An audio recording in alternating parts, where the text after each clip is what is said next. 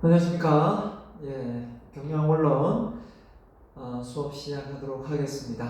자, 이번 시간에는 5장 사업과 기업의 글로벌화라는 내용으로 여러분하고 배워보도록 하겠습니다. 자, 기업이 이 글로벌화된 환경 속에서 사업을 하는데 어떤 면에서는 상당히 이점이 있겠지만 또 어떤 면에서는 상당히 무한 경쟁을 해야 되기 때문에 준비가 안 된 그런 사업들은 또 소규모 사업들은 상당히 어려움을 호소할 수도 있습니다. 하지만 국내 시장이 좁은 이 내국 시장보다 글로벌화된 외국 시장을 통해서 판매처가 넓어져서 매출액이 증대되는 부분은 상당한 메리트가 있다고 생각합니다. 자, 이런 장점과 단점 이 두 갈래를 통해서 오늘 이 5장을 글로벌화에 대해서 한번 생각해 보면 좋을 것 같고요. 어떻게 보면 그 미국 트럼프 대통령이 당선 공약으로 상당히 미국을 어떻게 했냐면요, 보호무역주의를 했습니다. 보호무역. 한마디로 이제 미국에 있는 자국의 기업들을 국내로 다 불러들였죠. 그렇죠? 그러면서 보호무역주의를 했습니다. 그래서 얼마 전까지만 해도 중국과 무역 전쟁을 해서 우리나라 수출을 아주 어렵게 했습니다. 아직 끝난 건 아니죠. 끝난 건 아닌데 이제 이 코로나 사태로 상당히 조용해지긴 했지만 중국이 글로벌화되어서 이렇게 커져가는 그 자체가 미국으로서는 상당히 껄끄러운 상대였다고 봅니다. 아무튼 그게 잘 먹혀서 트럼프 대통령이 그죠? 트럼프가 대통령이 당선되는 그런 어떤 행제도 저는 누렸다고 생각합니다. 아무튼 기업을 운영하는 입장에서 이 글로벌화가 축복이 될지 아니면 독이 될지, 그렇죠? 그 기업이 준비된 상황이 아니면 독이 될 수도 있고 준비된 상황이면 정말 득이 될 수도 있다고 저는 생각합니다. 자, 이 5장에서는요 글로벌화의 의미가 뭔가 글로벌에 대해서 배워보고요, 글로벌화의 거시적인 요인과 글로벌의 주요 현상, 그 다음에 사업과 기업의 글로벌화에서 글로벌 경영의 촉진 요인이 뭔가 이거 배워보고요. 그 다음에 글로벌화에 대한 논쟁해서 좀 이슈가 되는 부분이 있겠죠. 그 다음에 글로벌 시장의 어떤 경영을 어떻게 해 나갈 것인가 라는 부분에 대해서 한번 배워보도록 하겠습니다. 먼저 글로벌화 정의부터 내리면요, 자, 왜 기업은 글로벌화 될 수밖에 없는 이유 했는데요. 글로벌화 될 수밖에 없는 이유 뭐가 있을까요? 자, 국제 무역과 투자에 대한 규제가 완화되었다. 대표적인 게 가트, WTO 국제 무역이죠. 국제 무역과 투자에 대한 규제를 완화시켜서 관세를, 세금을 낮췄죠. 그런 부분에서 국가 간의 무역을 하는데 원활하게 만든 겁니다. 자, 그 대표적인 게 뒤에 나올 거고요. 자, 첨단 통신 기술과 커뮤니케이션 수단의 발달. 자, 첨단 통신 기술. 자, 이 자체하고 이 글로벌화하고 무슨 관련이 있는가라고 하면, 자, 우리가 신제품을 새로운 걸 만들었는데 그걸 알리는 수단이 물건을 들고 와서 홍보하는 것 외에는 없던 상황하고요. 이미 그 사진을 통해서 이미지화 시켜서, 그죠? 전송해서 세계 온라인 시장에 공개를 하면 그 이미지 사진을 보고 그 물건을 구매하고 싶은 충동이 느낄 수밖에 없죠. 소비자가 생길 수밖에 없습니다. 그래서 이런 통신기술의 발달, SNS 발달을 통해서 우리가 어느 제품이 좋다, 어느 제품이 안 좋다라는 게 분명하게 이렇게 판가름 나면 아무리 비싸도 삼성 휴대폰을 쓰게 되는 거고요. 그렇죠? 아무리 삼성 휴대폰이 좋다 하더라도 더 좋은 제품이 있으면 우리는 삼성을 버리고 다른 제품을 또 쓰게 되는 겁니다. 그런 것처럼 이 커뮤니케이션과 통신기술의 발달은 상당히 글로벌화 기업을 글로벌화 만드는데 1등 공신이다 라는 생각이 들고요. 그 다음에 운송수단, 보잉기부터 해서 엄청난 첨단 이런 비행기가, 큰 비행기가 또 큰 배가 건조되면서 결국은 전 세계를 하나로 이렇게 글로벌화 시키는 계기가 되지 않았나 생각합니다. 자, 그래서 국가 경제들이 상호 의존적인, 이제 의미가 나오네요. 의존적이며 통합된 경제에 융합되고 있는 현상이 글로벌하다. 그렇습니다. 국가 경제들이 상호 의존적이며 통합된 세계 경제에 융합되고 있는 현상이다. 자, 이게 글로벌화의 정의를 내려놨는데, 자, 상호 의존적이다.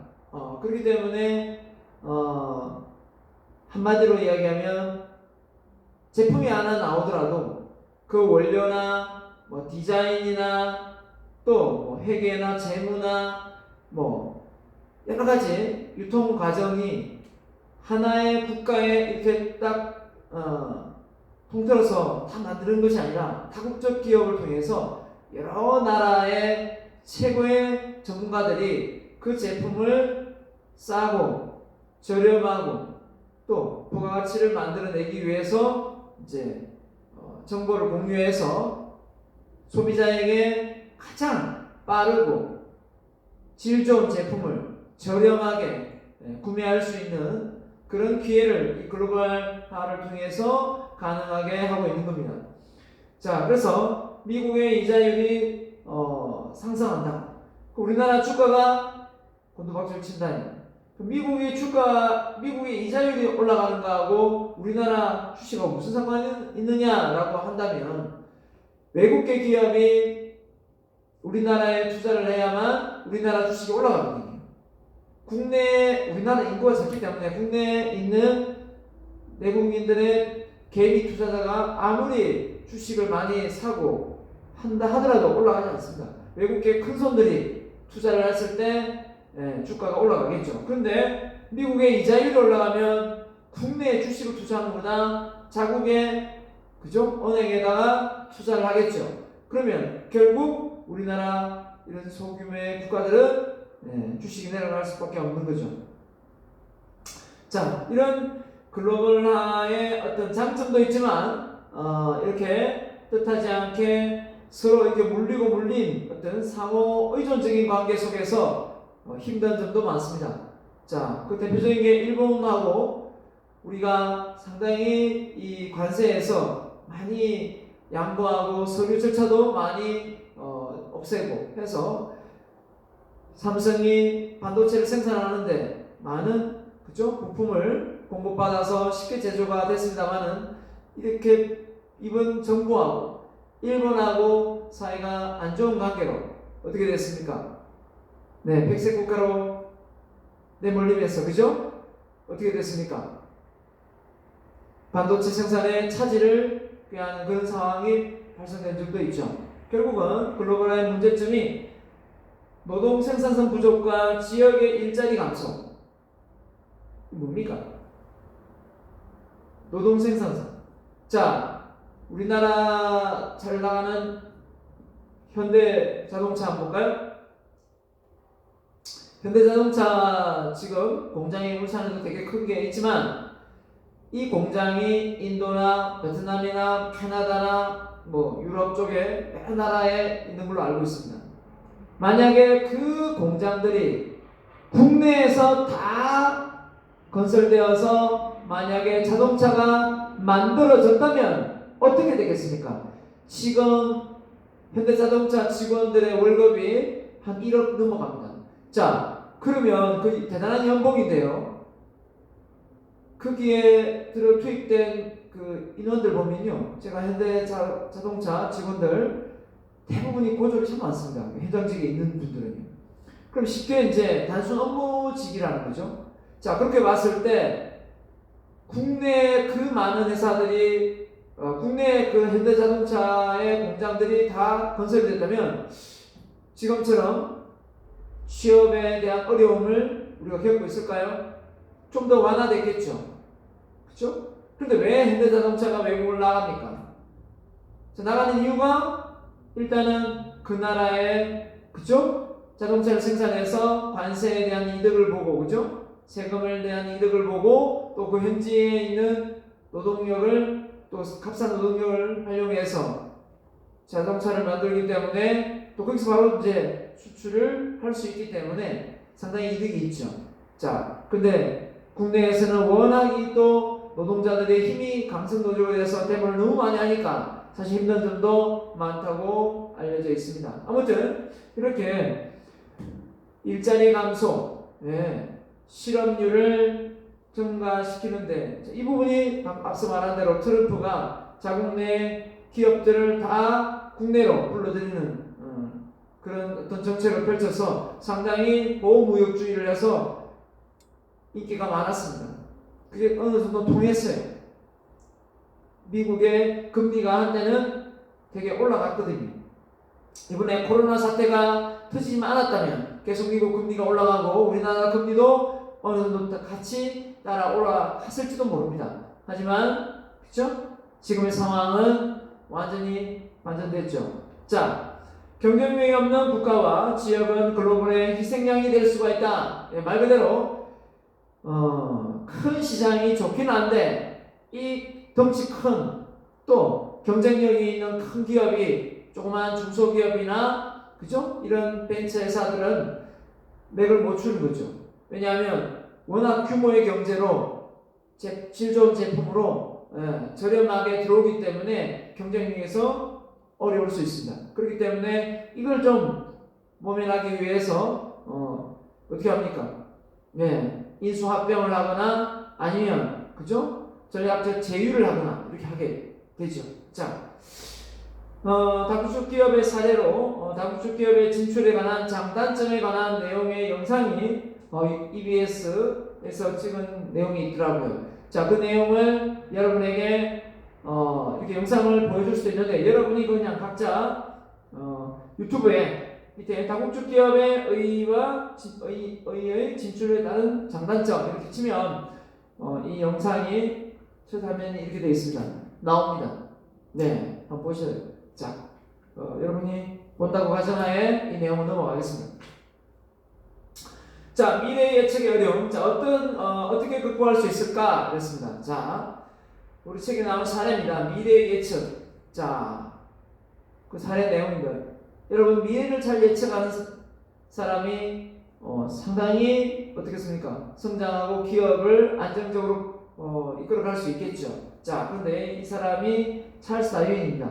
뭐라고 했냐면 최후까지 살아남는 사람들은 가장 힘이 센 사람이나 영리한 사람들이 아니라 변화에 가장 민감한 사람들이다. 자, 이 다윈이 말하고자 하는 게 뭐냐면 이 세상을 살아가는 기업이 됐든 개인이 됐든 어느 누가 됐든 살아남으려면 변화를 두려워하지 말고 변화에 앞장서 가야 된다라는 걸 간접적으로 이야기를 하고 있습니다. 그래서 우리가 미래를 예측을 하지만 그게 다 맞아 떨어질 수는 없어요. 하지만 그 미래가 변화되는데 기다렸다가 그죠? 그 변화에 맞춰서 변화가 될 수도 있지만 앞서 변화를 이끌어 간다면 훨씬 더 선도할 수 있겠죠. 자, 그래서 피터 드루크도 말을 했습니다. 경영의 아버지인 피터 드루크가 미래를 예측하는 가장 훌륭한 방법은 바로 직접 미래를 만드는 것이다 라는 표현을 했어요. 그래서 내가 새로운 비즈니스 모델을 가지고 글로벌 회사를 이렇게 공략하면 결국은 그 시대적인 어떤 부분에 없던 새로운 비즈니스 모델을 만들어내는 거지 않습니까? 그게 이제 지금으로 치면 예전에는 없었던 플랫폼 시장에 많은 그런 기업들이 대표적으로 되겠죠. 뭐 아마존이나 그죠? 또 뭡니까? 페이스북이나 유튜브나 여러 가지 구글의 유튜브나 이런 기업들이 되는데 앞으로 또 어떤 새로운 비즈니스 모델이 나와서 또 소비자에게 더 편리함을 선물할지는 아무도 모르는 겁니다. 자, 기업의 글로벌화. 자, 세계 시장의 제품을 판매하여 매출을 증가시킨다. 자, 이제 장점이 되는 거죠. 그 다음에 연구개발, 생산, 자금 조달 등 다양한 경영활동 수행에 경쟁력을 갖춘다. 예, 1점입니다. 자, 그 다음에 해외 시장 진출, 진입 규제, 장벽 완화로 인해 해외 진출의 가속화가 된다. 예, 그래서 그 전까지는 글로벌 되기 전까지는 관세가 너무 높았어, 그죠? 예, 진입 장벽이 높아서 해외 물건을 판매하기가 어려웠는데 서로 이렇게 협상을 통해서 국제적으로 무역을 활성화시키면 이게 보통 이제 국가별로 체결을 하지 않습니까? 자, 그래서 글로벌화 진전에 따른 중국과 한국을 비롯한 세계 글로벌 기업이 속출하고 있다. 그래서 우리나라는 특히 기업의 나라의 규모가 작고 땅덩어리가 작고 인구도 적기 때문에 중국처럼 인도처럼 그죠? 인구가 많은 그런 지역의 제품을 만들어서 판매하면 결국은 매출액이 증대되어서 순이익이 증대되는 겁니다. 그래서 지금의 삼성이 국내 휴대폰만 팔아가지고 지금의 삼성이 만들어지겠습니까? 어림도 없습니다. 자, 그래서 국가 17년 자료네요. 포춘지 글로벌 500대 기업을 순위를 매겨놨는데요. 여기 보면 대한민국이 15위입니다. 15위로 이제 글로벌의 500대 기업의 표준지에 15위로 랭크가 되어 있습니다. 그러니까 15위가 아니고요. 글로벌화된 회사의 숫자가 15개입니다. 15개. 자, 미국은 139개, 지금은 좀 더 많겠죠. 자, 109, 그 다음에 51, 일본, 프랑스, 이렇게 되어 있고요. 자, 15위가 아니고 15개라는 겁니다. 15개. 자, 그러면 보통 우리나라가 글로벌화된 그런 기업이 15개 있다 하면 보통 중소기업이겠습니까? 대기업이겠습니까? 당연히 대기업이죠. 그죠?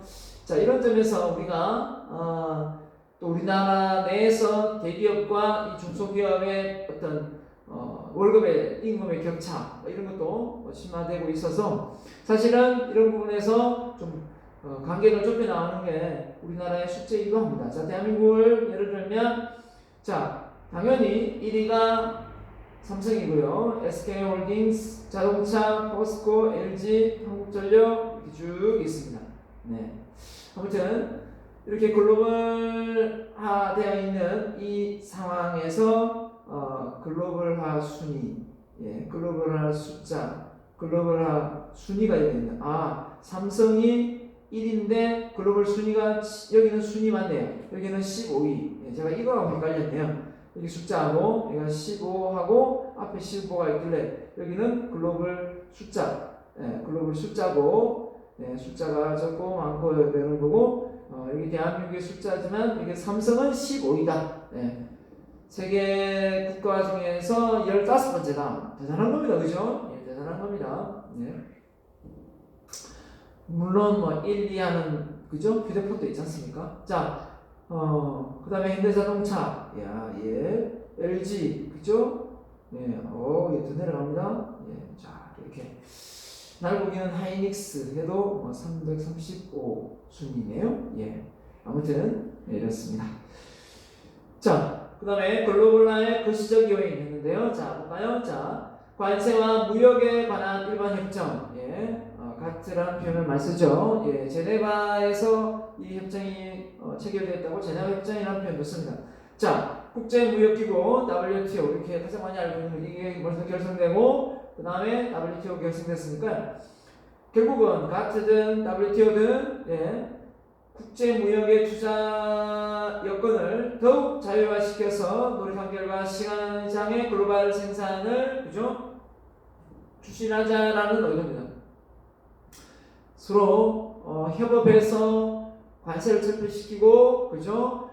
자유자재로 물건을 사고 팔 수 있도록 만들자라는 거죠. 취지는 참 좋은데 어떻게 보면 이게 이제 잘 사는 나라와 못 사는 나라가 이제 경쟁을 벌린다는 게 예를 들면 우리가 운동을 할 때 그 체급별로 하지 않습니까? 뭐 100kg, 뭐 80kg, 70kg 이렇게 체급별로 이렇게 싸우듯이 근데 이제 글로벌하자는 취지는 참 좋으나, 근데 이 잘 사는 나라와 못 사는 나라가 글로벌 됐을 때 이 문제가 발생될 수밖에 없는 거죠. 잘 사는 나라가 즉 못 사는 나라의 문화를 복제를 하겠습니까? 없애려 하겠습니까? 당연히 그 나라의 문화를 자국에 있는 문화로 이렇게 바꾸려고 하지. 자기 편하대로 하려고 하지. 어렵게, 그죠? 자기의 어떤 문화를 버리고 그 나라의 문화를 획득하려고 하지는 않을 겁니다.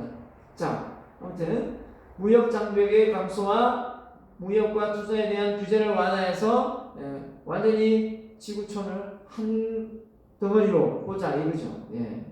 그 취지는 정말 좋은 것 같습니다. 자, 그래서 우리나라는 한때는 보호무역주의를 했지만 우리나라는 이 보호무역주의를 통해서 어떻게 바꿨습니까? 자유무역주의를 통해서 어떻게든 외국에 나가서 돈을 벌어 와야 된다. 이제 이런 사고방식으로 자리 잡았죠. 우리나라의 좁은 땅덩어리를 생각하지 말고 외국의 넓은 땅덩어리를 차지할 수 있는 그런 마인드를 가져라. 이런 표현도 많이 썼습니다. 자, 그래서 보호무역주의, 자유무역주의로 바뀌었는데, 근데 이제 또 시대가 너무나 이렇게 또 자유무역주의로 인해서 피해를 보는 사례가 많아가지고 또 먼저 앞서서 글로벌화했던 미국 같은 경우는 보호무역주의를 채택해서 거꾸로 지금 이득을 보고 있는 현실입니다. 그래서 그걸 또 벤치마킹해서 일본도 자국으로 국내로, 그죠? 자기 나가 있던 진출한 기업들을 국내로 들여오는 그런 어떤 상황을 또 벤치마킹하는 사례도 있습니다. 그렇지만 그건 어디까지나 한시적인 부분이고, 사실 그러면 이게 이제 너무 이게 과하게 보호무역주의로 가면 어떻게 되겠습니까? 결국은 그 자유시장 경제체제를 무너뜨린다는 게 자본주의 경제체제를 무너뜨린다는 거거든요. 그러면 사회주의나 공산주의가 된다는 겁니다. 이 조직문화 자체가. 그러면 그 미국이 원하는 건 그게 아니거든요. 그건 아닐 겁니다. 자, 그렇게 놓고 보면 우리나라가 이런 말을 합니다. 자, 그냥 평소에 우리 국민들에게 한 200만 원씩 월급을 줘라. 그냥 일을 하든 안 하든 그냥 무조건 일을 하든 안 하든 그냥 국민이 생활할 수 있는 생활 수준의 월급을 그냥 기본급을 줘라. 이렇게 이야기하고 주장하는 국회의원도 있고 많습니다. 장관도 있고. 하지만 그건 어디까지나 노력하지도 않고 그냥 얻는 불로소득은요 상당히 독약이 될 수 있습니다. 왜냐하면 그 유럽의 그리스가 한번 그랬을 겁니다. 그리스가 대부분이 이 국가에서 월급을, 그죠? 기본급을 주다 보니까 그 앞서 자기가 근무했던 직장을 그만두고 나면 그 직장 그만둔 월급을 거의 한 90% 그대로 이렇게 유지시켜줬어요. 그럼 어떻게 됐을까요? 다시 새로운 직업을 구해서 사회 진출하려고 할까요? 아니면 그냥 거기서 정치할까요? 나가려 하지 않습니다. 사람은 어차피 어떻습니까? 서 있으면 앉고 싶고 앉으면 누고 싶고 누우면 자고 싶은 게 사람의 본성입니다. 그런데 그런 부분을 생각하지 않고 무조건 국민이 요구한다 해서 그렇게 편하게 뭔가 복지를 무한정 풀면 결국은 사람은 나태해지고 게을러져서 뭔가 새로운 걸 도전하고 계획하고 혁신하는 걸 안 하려고 합니다. 그쵸? 그러면 어차피 이렇게 나눠주고 배급을 하면 그건 공산체제하고 똑같거든요. 자, 그런 부분에서 우리가 청년들에게 50만 원씩 지급하는 거, 그건 일시적인 부분이지 그게 장기화된다면 오히려 그 청년들을 취업을 못하게 막는 하나의 당근이 됩니다. 채찍이 아니라 당근이 되는 거죠. 그 당근을 계속 먹다 보면 익숙해져서 50만 원으로 생활하고 있는 거예요. 사회 진출하기 위한 어떤 기본 베이스라고 생각하지 않고 그걸로서 그에 맞춰 살아간다니까요. 그렇습니다. 그래서 우리가 공짜 좋아하면 공짜로 딱 끝나고, 그죠? 그 다음 걸 생각하면 참 좋은데 그 공짜에 물들어 있으면 사람의 심리적인 부분이 뭐냐면 그 공짜도 나중에 고마움을 모을 때도 많습니다. 아무튼 여담이지만 우리는 무한 경쟁의 시대를 통해서 서로 그죠? 동등하게 경쟁을 해야 되겠지만 그 속에서 뭔가 혁신과 변화를 꾀하지 않으면 발전은 없다라고 봅니다. 그래서 우리나라가 한강의 기적도 만들고 단 50년 만에 세계가 깜짝 놀랄 정도로 6.25 사태 이후에 급성장을 했는데요. 그 한강의 기적을 만든 그 근본 동력은 저는 우리나라의 경쟁 구도화된 이런 사회 문화 때문이라고 생각합니다. 그래서 그걸 좋다고 말하고 싶지는 않아요. 너무 경쟁했기 때문에. 자, 그런데 어느 정도는 1등 공신을 한 건 사실입니다. 전 미국 오바마 대통령이 우리나라 그 교육 시스템을 되게 부러워했거든요. 하지만 이제 나라가 어느 정도 잘 살고 선진화되었을 때는 그게 독이 될 수 있습니다. 아주 개도국일 때는, 개발도상국일 때는 서로 빨리 성장하기 위해서 그죠? 치열한 경쟁이 벌어지지만 그게 계속 가속화되면 사람이 어떻게 됩니까? 많이 가지고 99개를 가지고도 그 한 개를 못 채워서 평생 노예로 사는 그런 인생, 좀 불쌍한 인생을 살아가는 여러분의 부모 세대도 있을 수 있습니다. 그죠? 왜냐하면 이미 많이 비축했는데 그 비축한 걸 생각하지 않고 또 더 많이 쌓으려는 그런 상황이 발생되죠. 예. 그래서 어느 정도의 경쟁에서 성장했다면 그 다음부터 좀 안정적으로 가져갈 필요가 있는 것 같습니다. 문화는 바뀌니까요. 그죠? 자, 글로벌화의 거시적 요인입니다. 우리나라는 2004년 칠레를 시작으로 싱가포르, 아세안 국가, 인도, 유럽, 페루, 미국, 터키, 콜롬비아 쭉 그죠? 호주, 뉴질랜드, 베트남, 중미 자유무역협정을 계속 지금도 하고 있습니다. 시행하고 있고요.